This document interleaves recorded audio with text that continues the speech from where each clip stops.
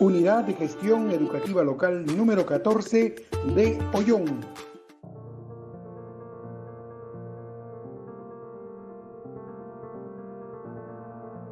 Bienvenidos, maestras y maestros, al primer video tutorial dirigido a los docentes del área de matemática, que a su vez forma parte de una secuencia de videos tutoriales que iremos compartiendo con todos ustedes a lo largo del presente año mediante la plataforma de EducaOllón. Pues bien, sin más preámbulos, paso a presentarles el tema que vamos a desarrollar el día de hoy. Pues bien, vamos a ver el análisis de la coherencia entre los elementos de la planificación. Les habla es la licenciada Luz Cardalda Ocaña, especialista del área de matemáticas de la UGEL 14 de Ollón. Veamos entonces cuál es el propósito para el día de hoy.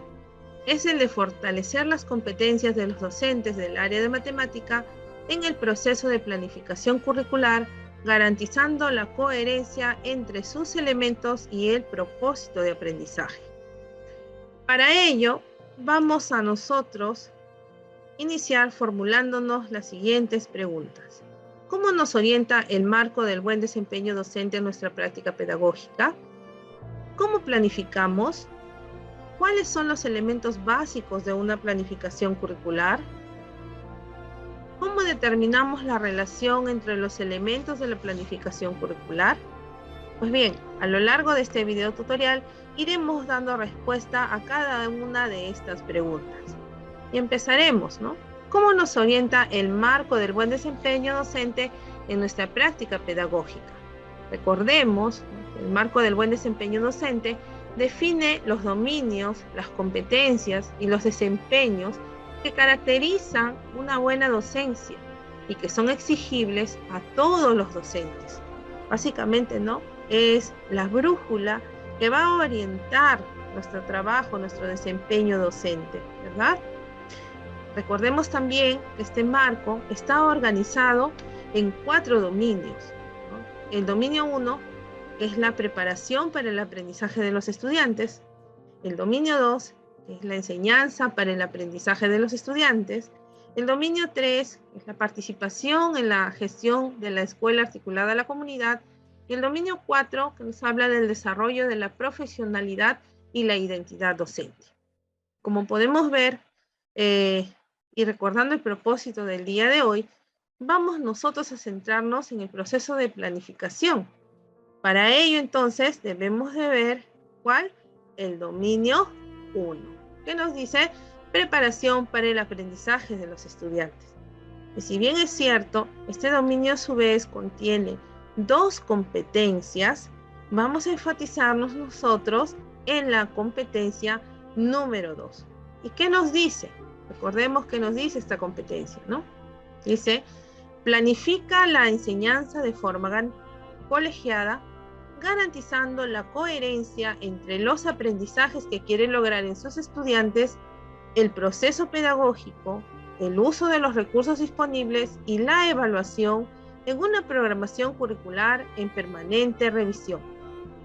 Entonces, lo que nosotros vamos a ver es aquí que ese proceso de planificación pueda garantizar la coherencia que se va a dar entre el proceso pedagógico, el uso de los recursos, el proceso de evaluación y los propósitos de aprendizaje. Recordemos nosotros que tanto la planificación como la evaluación, ¿no? Son 2 procesos que se encuentran estrechamente ligados. Mientras que nosotros planificamos, ¿verdad? En un proceso flexible que puede irse modificando de acuerdo a los resultados de la evaluación. La evaluación es un proceso sistémico que nos va a permitir identificar en dónde se ubican nuestros estudiantes con respecto al desarrollo de una determinada competencia, ¿verdad? ¿Cuánto van logrando? Pues bien, viendo un poquito más esta competencia, a su vez va a movilizar 3 capacidades. La primera, que es la de establecer propósitos de aprendizaje y criterios de evaluación que están alineados a las expectativas de aprendizaje establecidas en el currículo y que responden a las necesidades de aprendizaje y características de los estudiantes, así como a las demandas de su contexto sociocultural. La segunda capacidad dice, diseña planificaciones anuales, unidades, proyectos y sesiones de forma articulada y se asegura de que los estudiantes tengan tiempo y oportunidades suficientes para desarrollar los aprendizajes previstos. Una tercera capacidad, me dice, va a proponer situaciones, estrategias y recursos de aprendizaje y evaluación, pero que guarden coherencia con los propósitos de aprendizaje y que tienen potencial para desafiar y a la vez motivar a nuestros estudiantes. Entonces, el propósito del día de hoy nos lleva a nosotros poder, ¿no? Centrarnos en esta capacidad, enfatizar esta capacidad. Recordemos que la resolución viceministerial 005 del año 2020, ¿no? Establece los estándares en progresión de las competencias, ¿no? profesionales del marco del buen desempeño docente.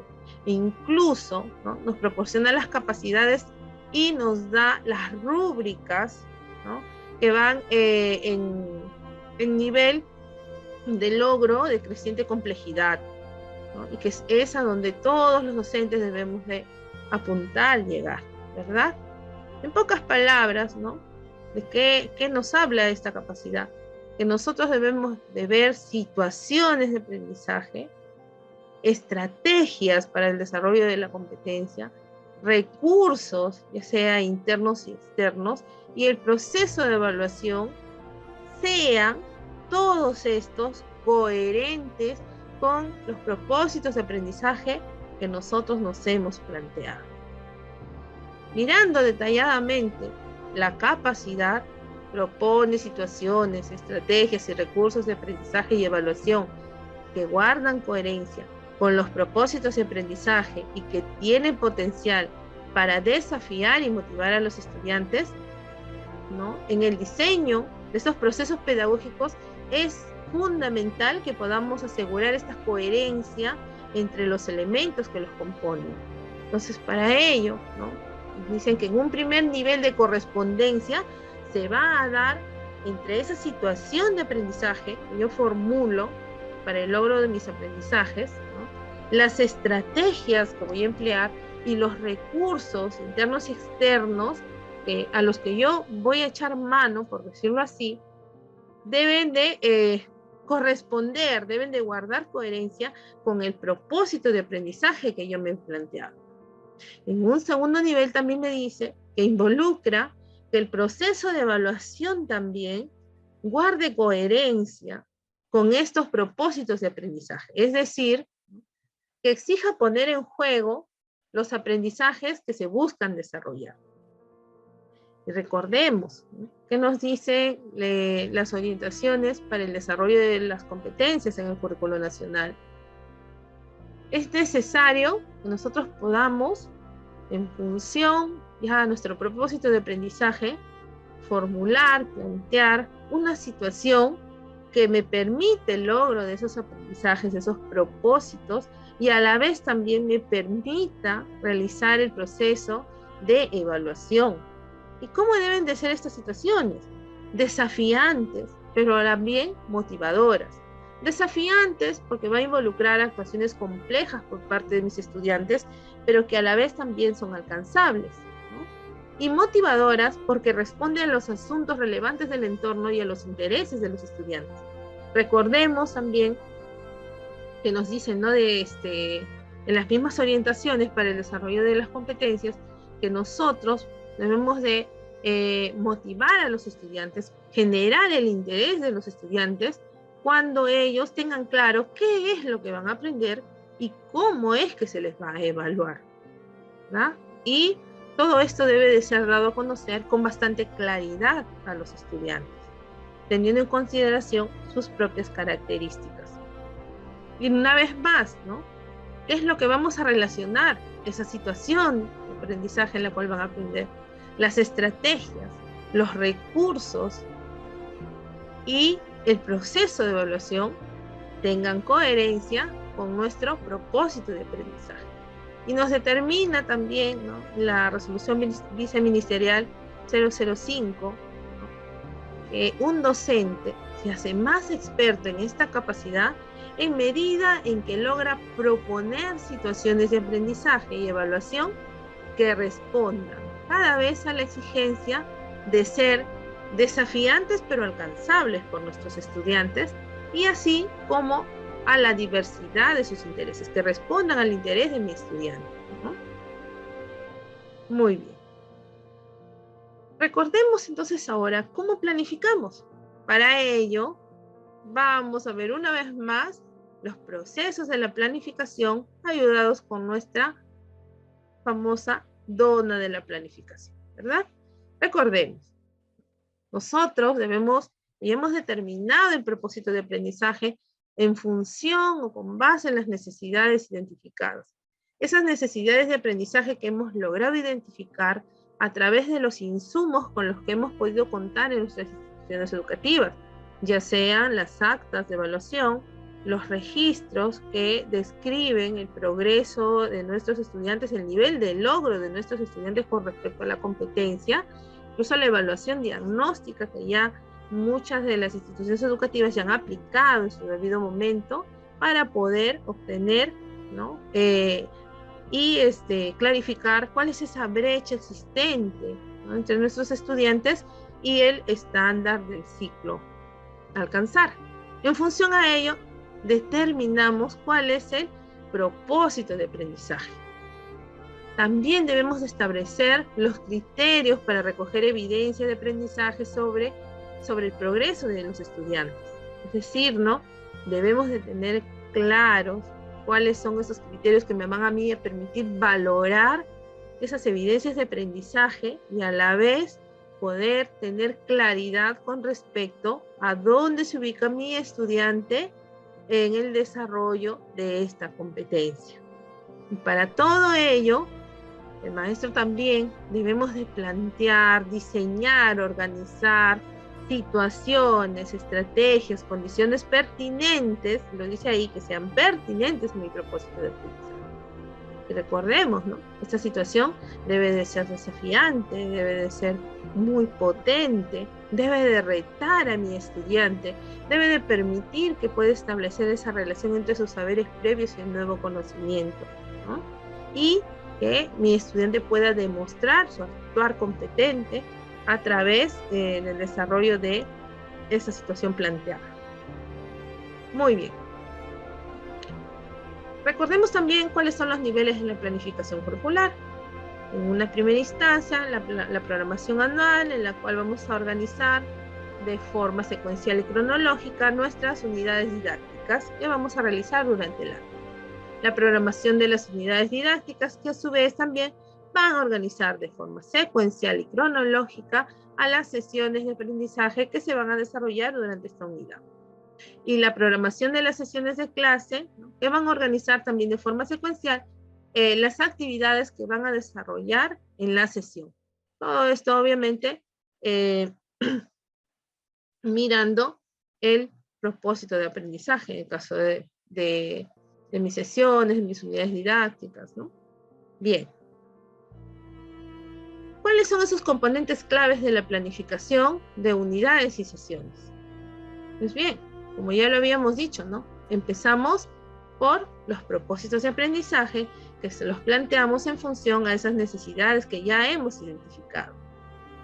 Una vez que tengo claro cuál es mi propósito de aprendizaje, qué es lo que deben aprender mis estudiantes, debo de tener clara también cuál es la situación en la cual me va a permitir desarrollar estos aprendizajes y también desarrollar el proceso de evaluación formativa, ¿verdad?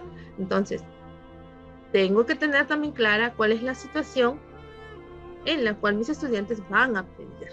Tiene que ser una situación de su interés, de su contexto, de acuerdo a sus características.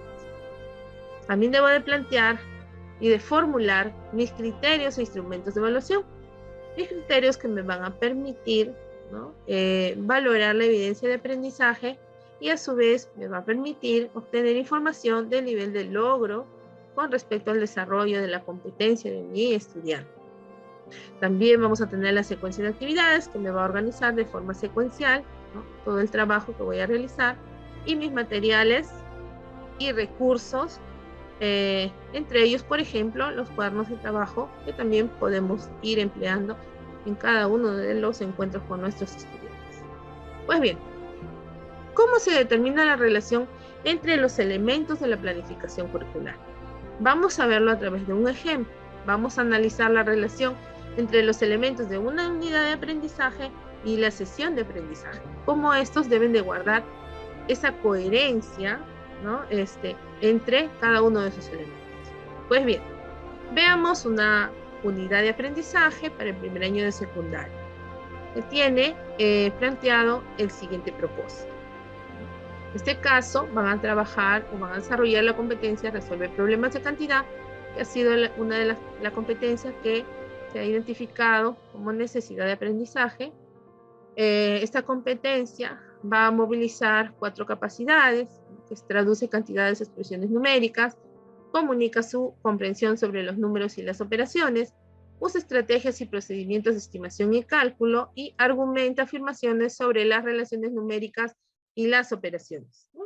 Obviamente que todo esto responde también al estándar del ciclo que tenemos aquí y los desempeños que hemos obtenido de nuestro programa curricular de nivel secundario. Asimismo, el propósito de aprendizaje también implica las competencias transversales, las 2 competencias transversales, y vamos a enfatizar los enfoques transversales de orientación al bien común y el enfoque de derecho. Vamos a enfatizarlos en esta unidad. Muy bien.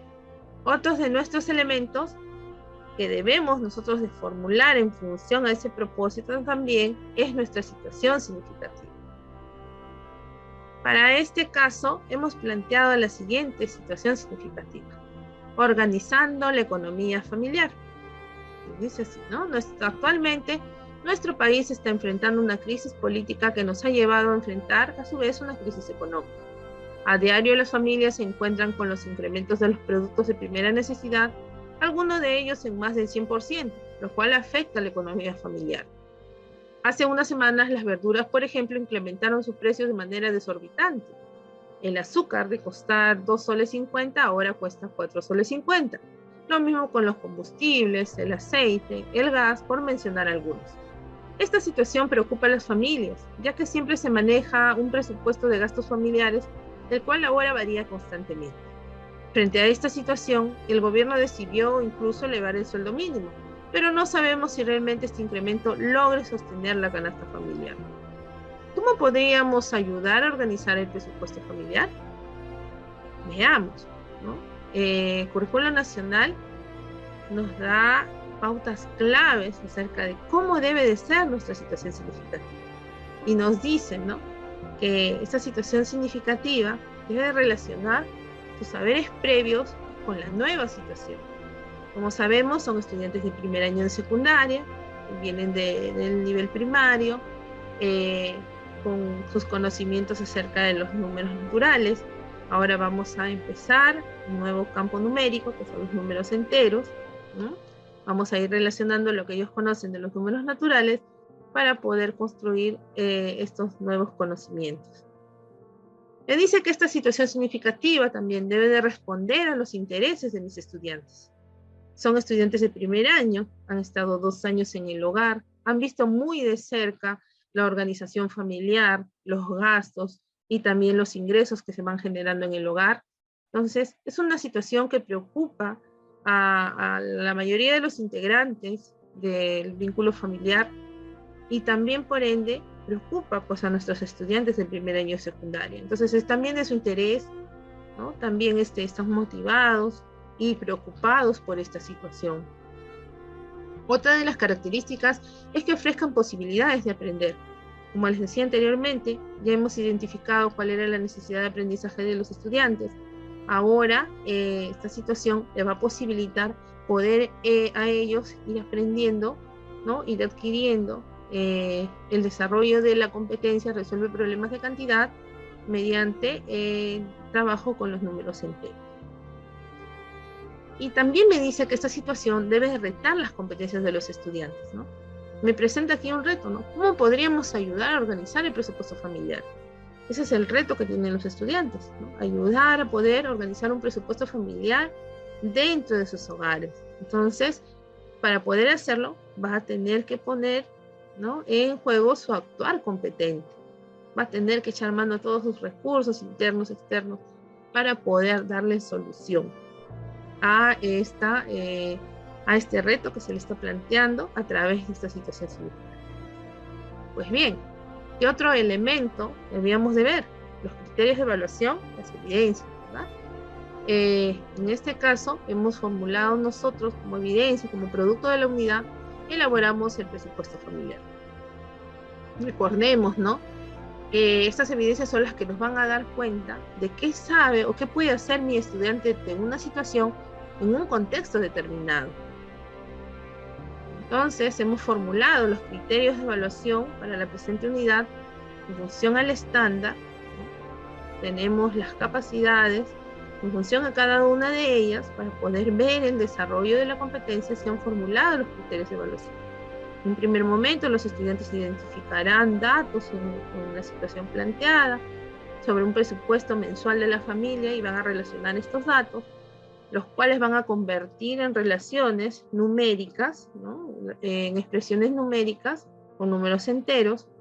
Luego los van a expresar mediante tablas, ¿no?, y para que puedan ir interpretando cómo se da el presupuesto familiar, ¿no? Van a emplear tablas para poder realizar las operaciones necesarias con números enteros que le permitan organizar este presupuesto familiar, y finalmente me va a poder sustentar, plantear algunas afirmaciones sobre cómo logró organizar este presupuesto familiar con la ayuda de las operaciones con números enteros, para luego justificar o sustentar esas afirmaciones con algunos ejemplos. Recordemos que los criterios de evaluación son los que describen esas características o cualidades de aquello que se quiere valorar, y que deben demostrar los estudiantes en sus actuaciones ante una situación en un contexto determinado. Bien, asimismo también se ha organizado la secuencia de actividades, se va a ir pauteando en cada una de las sesiones. En este caso tenemos 4 actividades grandes, en cada una de ellas se va a ver el desarrollo de la competencia, porque la competencia resuelve problemas de cantidad, tiene esa característica. En cada uno de los encuentros con nuestros estudiantes nosotros podemos desarrollar, podemos movilizar esas 4 capacidades, ¿no? Entonces, en un primer momento va a representar con números enteros los costos actuales de los productos de nuestra canasta familiar. Luego va a representar y a calcular la cantidad de productos que consumimos al mes y cuál es el costo que ello demanda. En la actividad o en la sesión 3 vamos a calcular los ingresos y gastos, ingresos y egresos familiares, y luego elaboramos el presupuesto familiar. Pues bien, vamos a ver entonces ahora la sesión de aprendizaje número 3, que corresponde a esta unidad. Vamos a ver su propósito. Comprendemos, representamos, calculamos y planteamos argumentos sobre ingresos y egresos de la familia haciendo uso de los números enteros. Como podemos observar, este propósito está relacionado con nuestro propósito de la unidad, que responde también al desarrollo de la competencia resuelve problemas de cantidad. Siguiente elemento que vamos a plantear, nuestros criterios de evaluación. Como podemos ver aquí, también mi estudiante va a identificar datos de problemas, pero ahora sobre ingresos y egresos de la familia. Los va a convertir a relaciones y a expresiones numéricas, en este caso haciendo uso de los números enteros. Va a expresar mediante tablas y lenguaje numérico su comprensión sobre los números enteros y sus operaciones, ¿no?, al poder interpretar los datos sobre ingresos y egresos familiares. Va a emplear tablas y procedimientos diversos para poder realizar operaciones de adición, sustracción, incluso multiplicación y división con números enteros, que le pueda permitir organizar los ingresos y egresos familiares. Y finalmente, mi estudiante va a plantear afirmaciones sobre cómo logró organizar los ingresos y egresos de la familia con las operaciones con números enteros. Luego los va a justificar o sustentar con ejemplos. Ustedes me dirán, ¿son similares a los criterios de la unidad? Sí, es así. Recordemos que los criterios son recurrentes. Nosotros, para demostrar o para ver el actuar competente de nuestros estudiantes, debemos, como dicen, ¿no? Retarlos en diversas situaciones, ¿no? Entonces, vamos a hacer uso o vamos a emplear los criterios de manera recurrente en diversas situaciones, ¿no? Y en este caso lo estamos haciendo para que mi estudiante pueda obtener como evidencia de aprendizaje un cuadro de ingresos y egresos de la familia. Analicemos un poquito nuestro avance, ¿no? Nuestros criterios de evaluación están en función de poder valorar, ¿no? De poder analizar la evidencia de aprendizaje que es el cuadro de ingresos y egresos de la familia. A su vez, estos responden, ¿no? Al propósito de aprendizaje. Nos hemos planteado ahí que van a comprender, se va a representar, vamos a calcular, incluso vamos a plantear argumentaciones sobre los ingresos y egresos de la familia. Y este propósito, a su vez, es coherente con el propósito de mi unidad que me lleva al desarrollo de la competencia resuelve problemas de cantidad y en donde vamos a tener como evidencia de la unidad la elaboración del presupuesto familiar. Entonces, con este cuadro de ingresos y egresos vamos a contribuir para poder realizar nuestro presupuesto familiar. Como podemos observar, se está dando la coherencia con el proceso de evaluación y el propósito de aprendizaje. Continuemos, porque nos han dicho que esta coherencia se da con el proceso de evaluación, se da también con el proceso pedagógico, ¿verdad? Con los recursos internos y externos que se puedan ir movilizando en el desarrollo de esta competencia. Pues bien, veamos cómo vamos a desarrollar la sesión. Aquí me dice, ¿no? Parte de una pequeña situación que se desglosa de la situación. Mira, seguimos con lo mismo, por decirlo así. La familia de Pepe está compuesta de 5 personas. Ya en la sesión anterior se había establecido la cantidad de alimentos que consumen al mes y los gastos que esto implica. Asimismo, la información sobre gastos en servicios básicos.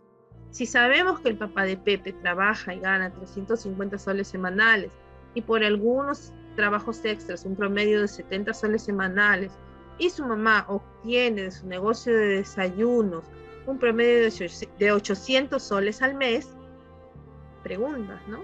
¿Cuánto gana mensualmente la mamá y el papá juntos? ¿A cuánto entonces ascenderá el ingreso familiar total? ¿Cuál es el egreso mensual de la familia? ¿Cómo podemos organizar esta información? Entonces, miren, vamos ya movilizando nuestras capacidades, ¿no? Ya estamos en nuestra situación. Ahora, ¿qué tenemos que hacer? Tenemos que identificar y relacionar, ¿no? Los datos que se nos da, ¿no? Y representarlos después. En este caso decíamos en tablas. Entonces, los alumnos van a organizar, los estudiantes van a organizar toda esta información en estas tablitas, ¿no? Tanto de ingresos familiares y de egresos familiares, en donde detallarán por qué concepto es el ingreso, qué cantidad reciben, cuál es el valor unitario y cuál es el valor total. Si recibe un sueldo semanal, pues entonces al mes tendrá 4 de esos sueldos y le va a dar un ingreso mensual. Pues bien, pero también me interesa, ¿no?, que mi estudiante pueda representar, pueda entender y pueda tener claro que los números los podemos representar de diversas formas. Entonces, generalmente nosotros cuando trabajamos números enteros, siempre ligamos a los casos de la temperatura, ¿no? Bajo cero y sobre cero. Entonces ahí usábamos los signos tanto positivos como negativos para diferenciar esas situaciones opuestas. Entonces ahora le pregunto a mi estudiante, ¿no? ¿Cómo representaríamos los ingresos y los gastos familiares? Entonces, asegurémonos realizar cálculos haciendo uso de diversas estrategias y procedimientos que consideremos convenientes. Y se le muestran algunas estrategias, ¿no? Una primera forma de cómo podríamos sumar una misma cantidad negativa, una segunda forma de cómo podríamos presentar esa misma operación y una tercera forma de cómo podríamos obtenerlo haciéndolo de forma gráfica con nuestra recta numérica. Incluso aprovechamos, ¿no?, la representación en la recta numérica para poder ir construyendo el concepto de valor absoluto. Luego vamos a irle dando a nuestros estudiantes algunos ejercicios para que ellos puedan ir determinando, ¿no? Puedan ir estableciendo relaciones entre cómo se da la adición entre dos números con signos iguales, entre dos números con signos diferentes, cómo restamos los números enteros, ¿no? Entonces, estas y otras interrogantes las vamos a ir ya construyendo, vamos trabajando con ellos ya, ¿no? Miren, y finalmente, ¿no? A manera de conclusión, podemos plantearles algunas preguntas a nuestros estudiantes, ¿no? ¿Qué característica, qué símbolo es el que caracteriza a los números positivos? ¿Cuál a los números negativos? ¿Por qué los ingresos se representan con signos positivos y los egresos con signos negativos? ¿Cómo realizas la adición con números enteros? Justifica con un ejemplo. ¿Cómo realizas la sustracción con números enteros? Justifícalo también con un ejemplo. Y ahora sí que ya tenemos más claro cómo realizar esas operaciones con los números enteros, incluso podemos hacer uso aquí de nuestro cuaderno de trabajo como parte de extensión. Vamos ahora sí a trabajar con los estudiantes para concluir con el armado de nuestras tablas y poder obtener esas cantidades necesarias de ingresos y de egresos. Entonces aquí continuamos con nuestras tablitas para poder obtener la evidencia del día, ¿verdad? Entonces, como hemos podido observar, queridos colegas, estimados colegas, hemos podido determinar, hemos podido ver que todo el desarrollo de nuestra sesión responde a la movilización de las capacidades de la competencia, resuelve problemas de cantidad, ¿no? Y la evidencia, los criterios también responden al propósito planteado en esta sesión. A su vez responde o está ligado al propósito de aprendizaje de mi unidad. La evidencia de mi sesión también va a contribuir a lograr mi evidencia de la unidad. Estoy haciendo mi cuadro de ingresos y egresos y esto va a contribuir a poder lograr mi presupuesto familiar. ¿Okay? Entonces se cumple este nivel de coherencia entre los elementos de la planificación. Entonces, colegas, ahora los invito a ustedes a poder realizar el análisis de su planificación. Recuerden, ¿no? En un primer nivel de correspondencia se va a dar, entre esa situación de aprendizaje que planteamos, las estrategias, los recursos, con respecto ¿a quién? Al propósito de aprendizaje. Y un segundo nivel va a involucrar, ¿no?, a esa relación que guarda el proceso de evaluación con estos propósitos de aprendizaje. Es decir, que exija poner en juego los aprendizajes que se buscan desarrollar. Entonces, colegas, con esta información, los invito una vez más a poder realizar el análisis de su planificación y ver si realmente guardan esta coherencia entre cada uno de sus elementos. Muchísimas gracias por su atención. Esperamos sus consultas, sus preguntas. Nos las pueden dejar por este medio, que las vamos nosotros muy gustosamente a ir atendiendo y respondiendo. Muchísimas gracias, estimados colegas. Conmigo será hasta nuestro siguiente video tutorial. Programa de formación en servicio Educa Ollón.